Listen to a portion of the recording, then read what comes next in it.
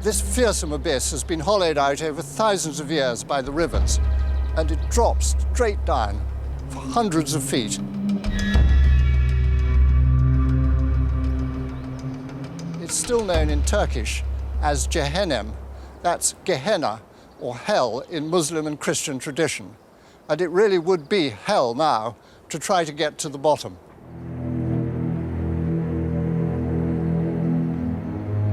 Fortunately, heaven doesn't require a climbing rope. It's a few hundred meters from hell, where stairs lead down into a ravine. In ancient times, saffron crocuses grew here, objects of cult for the ancient Hittites. Modern Turks named this place Cennet, heaven. But beyond heaven is the underground lair of a monster.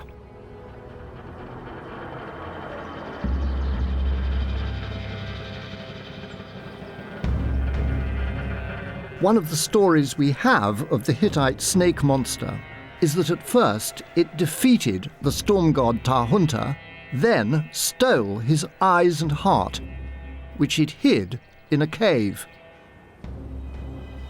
In later Greek myth, Zeus too is defeated at first by the snaky monster in Greek Typhon, on Mount Parnassus itself, we're told.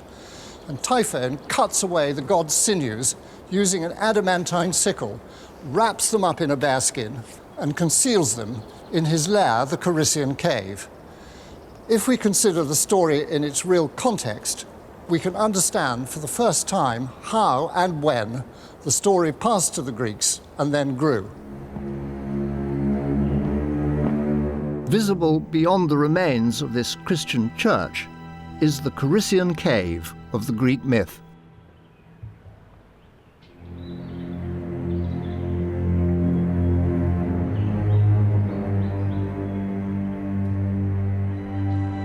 At its mouth, there's actually an inscription which identifies it, although it dates from some 600 years after the Greek Dark Ages.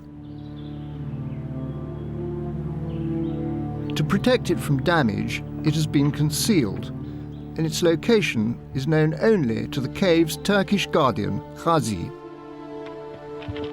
He's agreed to uncover it for me. I'm the first scholar to see it in years. In 1896, an inscription was reported here. It's absolutely thrilling. We've managed to find it again, as far as I can see. Beautifully cut. Greek lettering. This really is the lifeblood of ancient history. This is what we rely on, and we're finding it straight in front of us. And it looks as though it's lines of verse by one Eupaphis, who is in the dells of and the cave. We'll have to wait till the lines are clearer. After a couple of hours of digging, all 4 lines of verse are revealed. Wary of going into the depths, Eupaphis wrote his verses and had them inscribed on this beautifully dressed stone. And what he tells us is so important for fixing its context. He tells us how I honoured and propitiated the gods Pan and Hermes. Now that's immensely important because in the story, precisely Pan and Hermes are the gods who rescue the stolen sinews of Zeus. So this is the cave, certainly, where it happened. And he calls it Ein Arimois, in Arima, a name which is going to be so important for our Greek travellers, but which also ties up with the Hittite place name here, Erima, on the map. And he describes how he entered the depths, which are echoing with the sounds of the streams of the river Aoos.